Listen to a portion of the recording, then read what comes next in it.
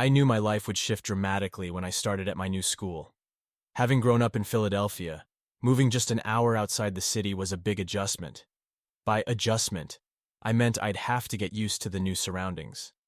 My father urged me to stay out of trouble, and my mother insisted on it. The community was quite diverse, with a few African Americans, some spies, Italians, and Jews, but mostly it was filled with stubborn Dutchmen. These weren't the Amish or Mennonites, but German Lutherans who had a strong presence in the neighborhood. It was a real melting pot, so I didn't have trouble fitting in, but I missed my friends from Philly. After graduation, I stayed in the neighborhood to be near my family. I regularly visited my old neighborhood and kept in touch with my friends from there. My first job was driving a fuel oil delivery truck, and within a few years, I moved inside to dispatching and taking orders.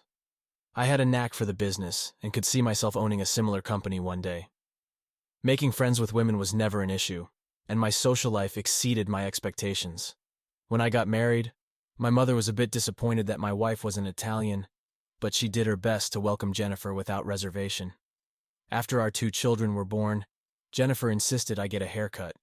I didn't mind, but once the kids started school, Jennifer wanted to work. My father believed a wife and mother shouldn't work, and though I wasn't entirely sure why, in hindsight, it made some sense. I didn't object to Jennifer working, but I wasn't thrilled about her socializing with her old friends. Some of her friends were fine, but others I didn't care for.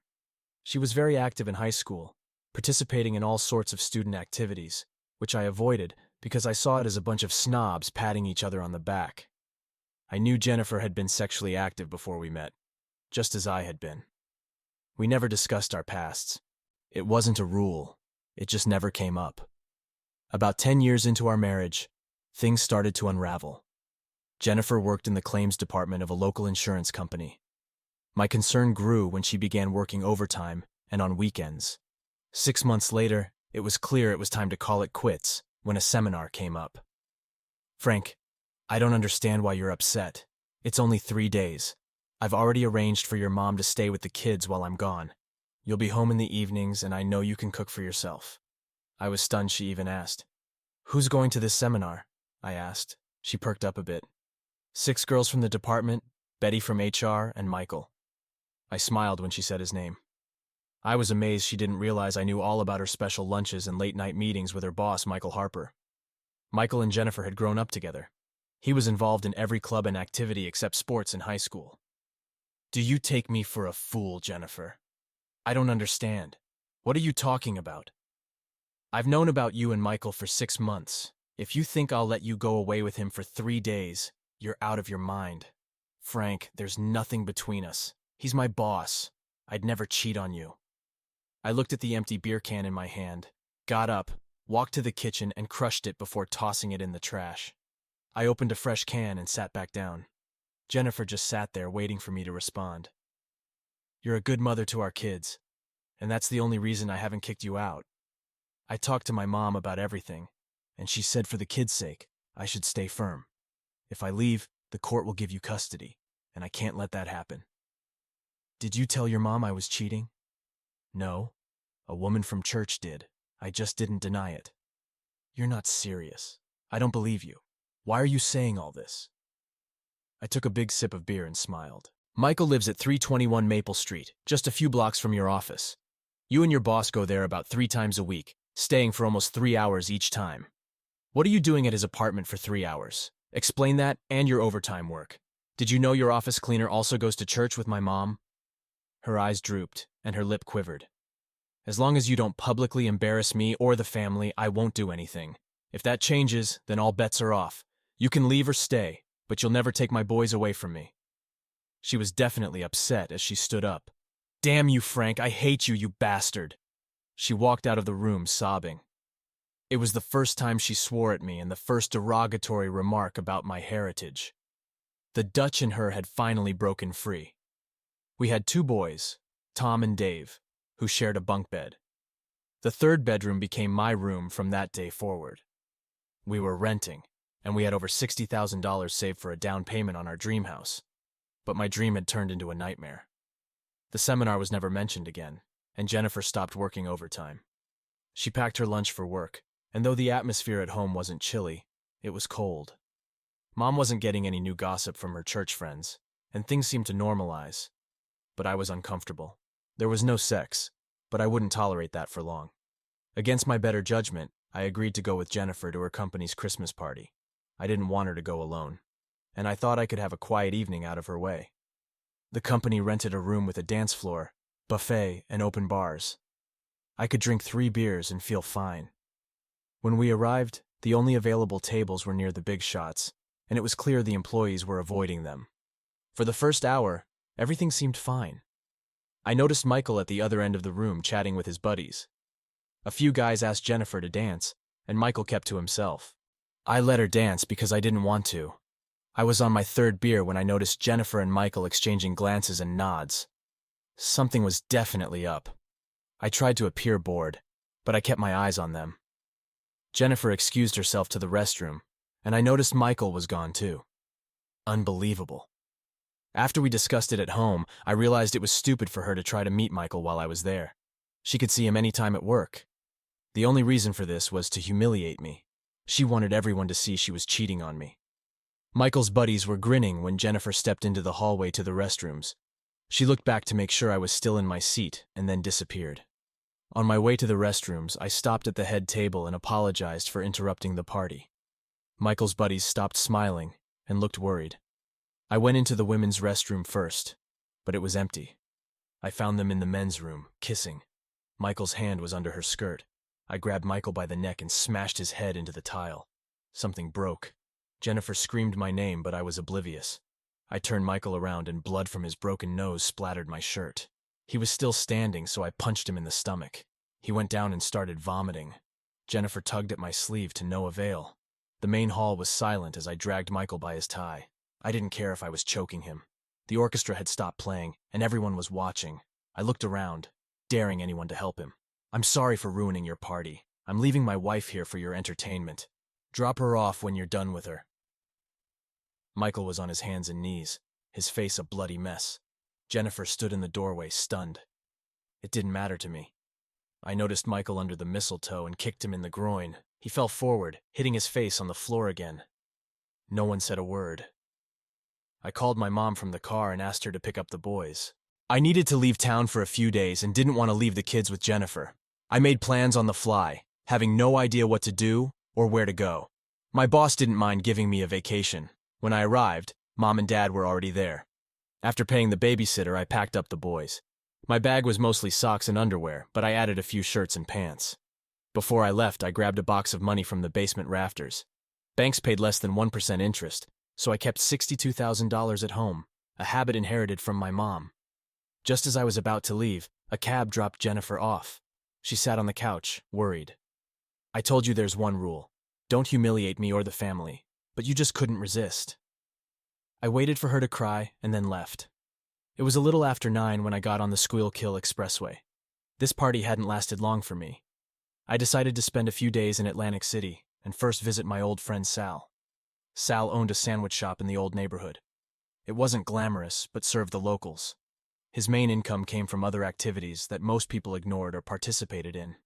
He lived upstairs and worked in the back room. It felt like a reunion when I explained my situation to him. He agreed to help me out.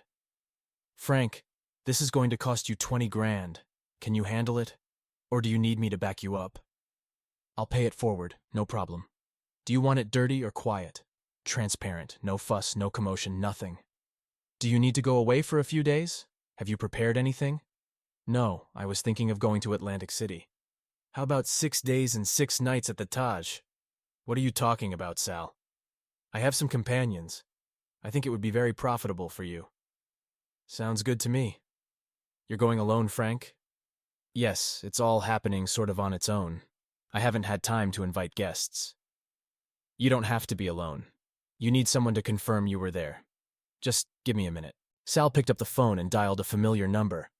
"Carla, it's Sal. Make yourself pretty and get your ass over here."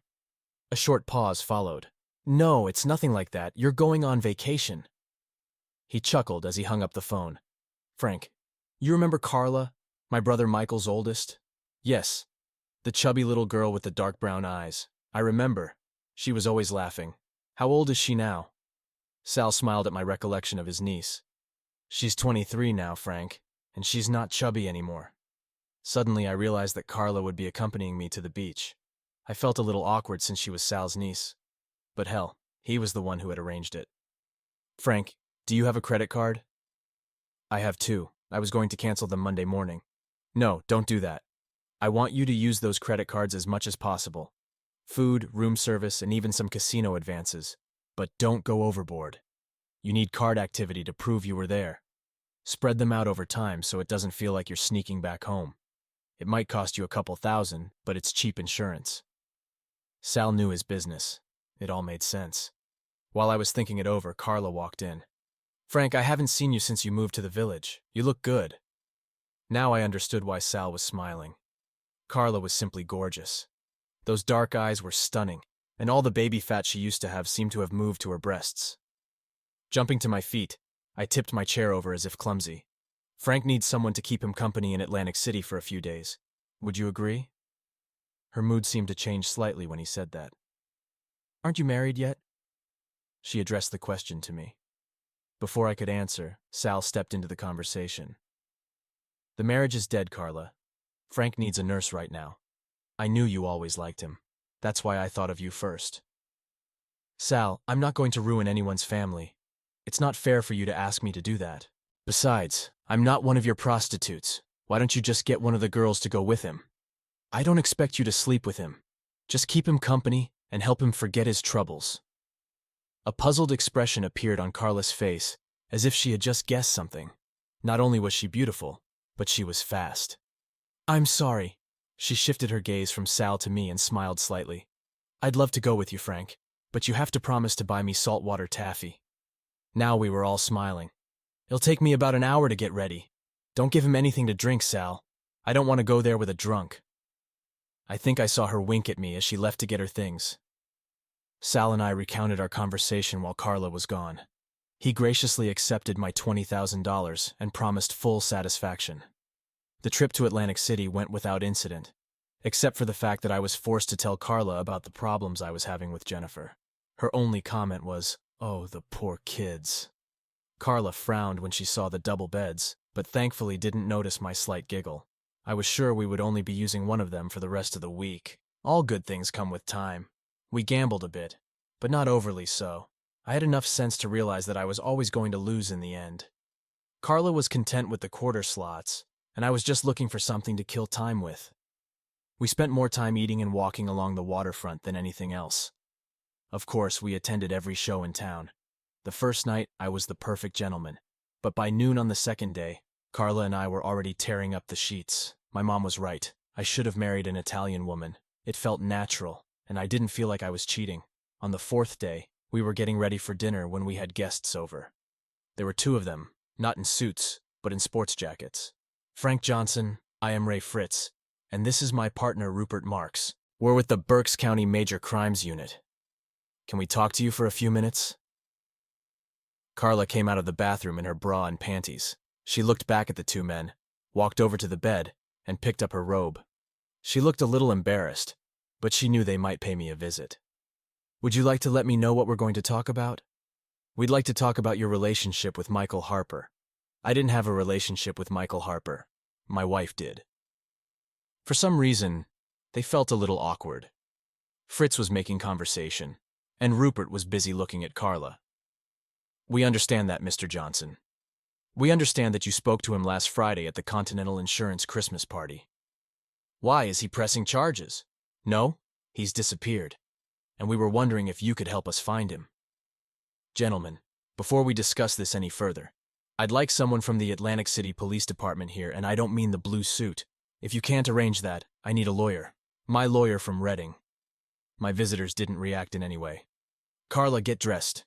We're about to have dinner. Sorry, guys, but we have reservations for 6. The steaks at Safari are fabulous. I'll probably go home this Friday. Would you like me to come over and talk to you then?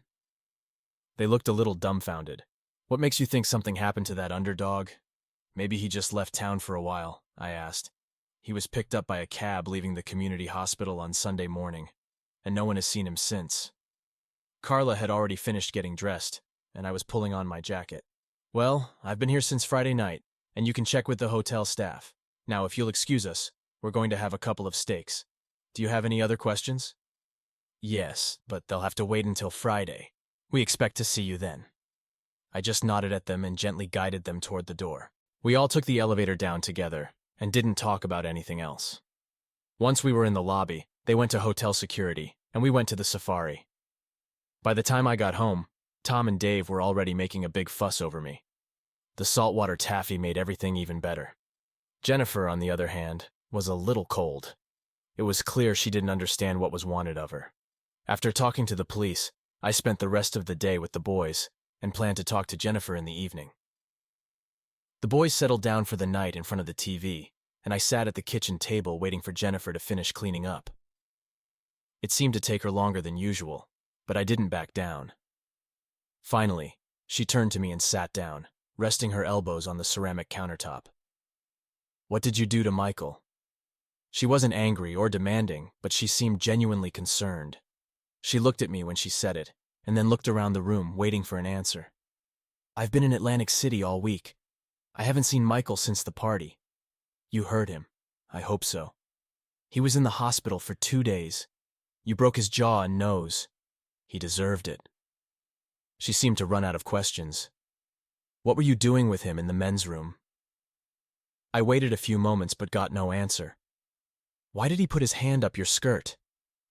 Still no answer. Jennifer clenched her hands and stared at the countertop. "Why aren't you at work, and what are the kids doing home on a school day? I had to quit my job. There was no way I could go back there again. I took the boys out of school because your mom said you could be home today. It was time for a confrontation. I told you there's only one rule. You can't do anything to humiliate me or my family. It's a simple rule. Why did you decide to ruin everything by breaking it? You two just decided you needed to do it. Why?" Jennifer seemed to get more and more nervous the longer we sat there. I slammed my fist down hard on the tabletop. "I said why? God damn it, answer me!" "I don't know why. I don't know why it just happened that way. You were sitting in the corner like a lost puppy, and we thought we could take advantage of the situation. We had no idea you'd go crazy. You were acting like a crazy person. I was scared to death." At least I managed to draw some emotion out of her. Of course, none of it made sense. I didn't even bother to analyze her words. It was stupid what they'd done while I was there. They had weeks to get together before the party, and I would never know about it. No, the only reason they chose that time and that place was to humiliate me. All her gibberish wouldn't change that. "Jennifer, you have 3 choices. You can stay here and be a decent mother to your children. You can get a divorce and leave without your children. Or you can just disappear. If you stay, we won't live as husband and wife. And I won't tolerate any more affairs with Michael or anyone else." At the mention of Michael's name, Jennifer burst into tears. Before she could make a choice, she ran out of the room, sobbing. "I think we'll finish this conversation tomorrow." I had to make some adjustments. I rented a small apartment a few blocks from the house. It was close enough that the boys could go there anytime they wanted. Carla moved in with me. The police talked to me a few more times and then stopped bothering me. Michael Harper was picked up by a cab outside the hospital and was never seen again. His family offered a reward for any information, but there was no response. I had dinner with Jennifer and the boys every night and spent as much time as possible with my sons on weekends. It was obvious to everyone that Jennifer and I were no longer a couple, although we remained married. Jennifer spent a lot of time with her parents and sister.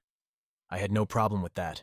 There was nothing to indicate that she was seeing anyone else. She quit her job right after the Christmas party and didn't seem interested in finding another. We never finished the conversation we had the first night I got home.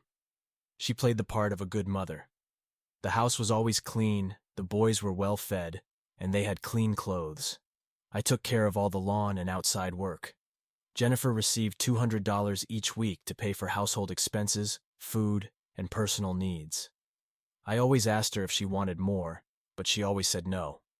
We no longer had credit cards. At Thanksgiving and Christmas, the boys and I were with my family. Carla usually joined us.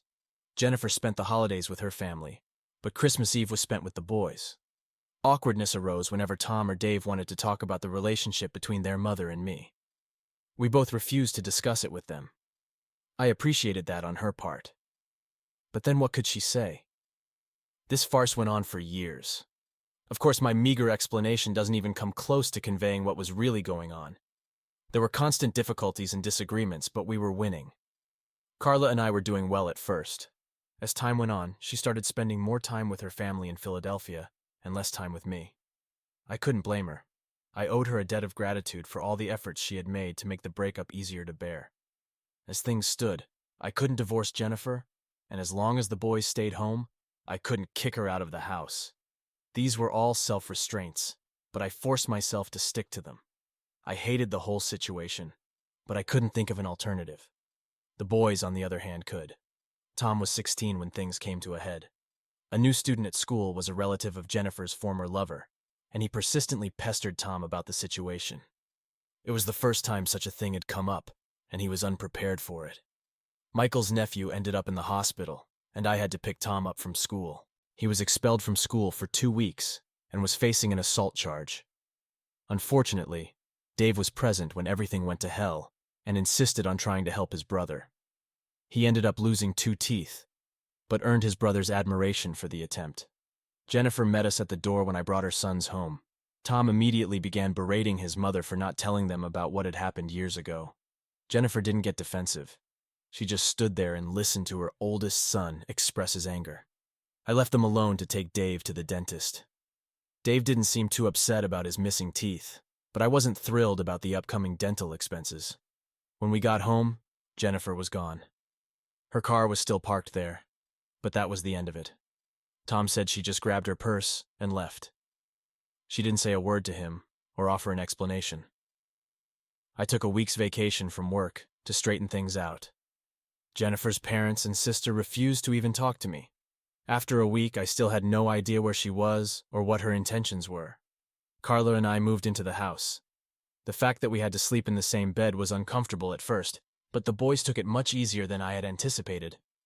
One day while I was at work, everything in the house that belonged to Jennifer or was related to Jennifer disappeared. I had no idea what Carla did with it and never asked. Carla took over all the chores that Jennifer had been doing. I bought her some credit cards to make life easier. It was strange that I trusted my mistress more than my wife. I sold Jennifer's car and bought a new one for Carla. With the new order of things, family gatherings became much less stressful. Carla was much happier, and my mother was thrilled. Tom and Dave were no longer having problems at school, and my nephew Michael never came back. Things were finally looking up, but I was still married. I waited 2 months before I went to the police and reported Jennifer missing. I actually just reported her as a runaway spouse, so I could use that report when I filed for divorce using abandonment as the reason. I waited another 2 months and then filed the divorce papers. She had to be absent for a year for the divorce to be granted. I had planned everything in advance. Things normalized in the family. Tom and Dave had no problem accepting Carla. They never called her Mom, always Carla, but it was okay. We were more like a family than we had been in years. Then one day, out of the blue, came my final decision to divorce. I was a free man. 2 weeks later, Carla and I drove to Elton and tied the knot. We were a family again. Tom graduated from high school and joined the Air Force. A year later, Dave decided to go to meat cutting school in Toledo. Everything was happening so fast. Soon, Carla and I were alone. We hadn't heard from Jennifer. Mom and Dad moved to a college and made everyone promise to visit us at least twice a year. Nothing else kept us in Reading, and Carla and I moved back home to Philadelphia. After graduation, Dave got a job at a fancy butcher store in Westchester. We saw him a few times a month, and he always had something delicious to surprise us with. About a year later, one of Carla's nieces was getting married, and we naturally had to go. An Italian wedding in the city of brotherly love is a big deal. By big, we mean it's attended by a lot of people, mostly relatives and a lot of freeloaders looking for booze and free food. But it didn't matter, because there was plenty of everything. We were sitting with friends enjoying the evening when I noticed that Carla seemed a little nervous. Several times I noticed her looking across the dance floor as if she was staring at something. I cast a few quick glances and saw nothing.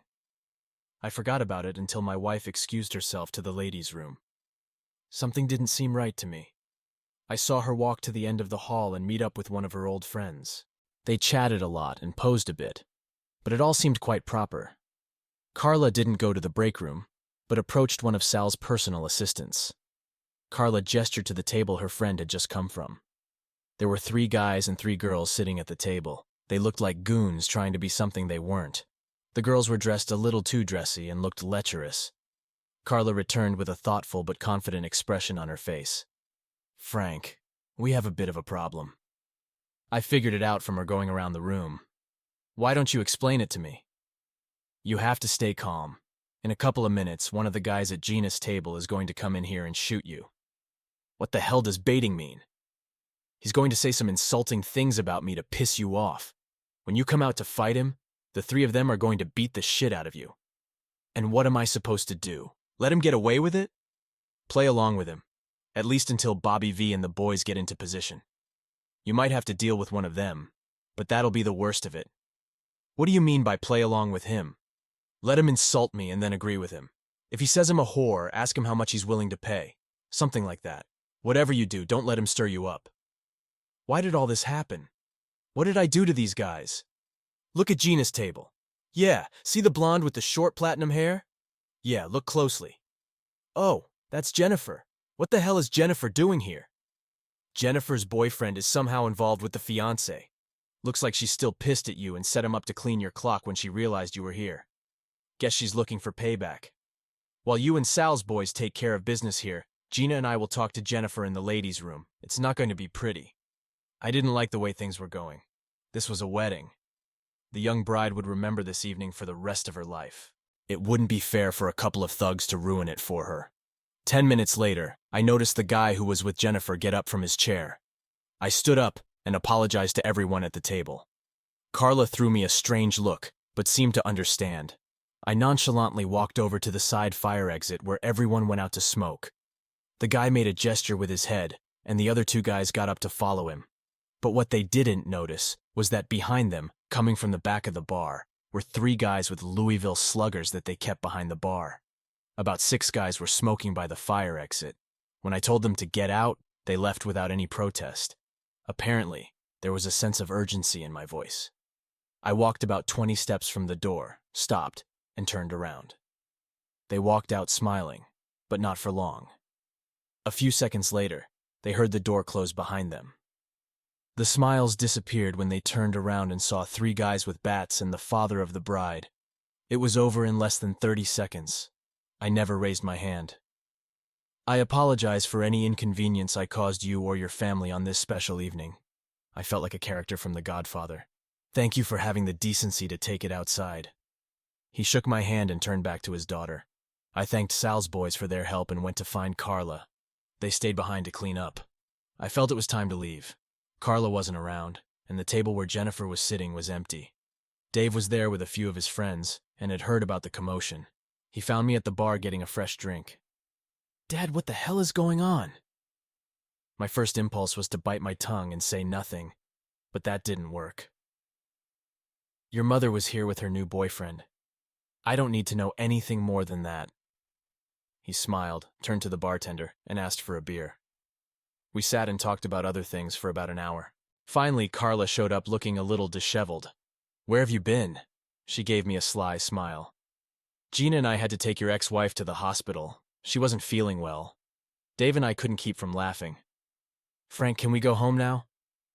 It was a long night, but a lot of fun. We never saw Jennifer again. Carla and I are still together in the old neighborhood. Life is great.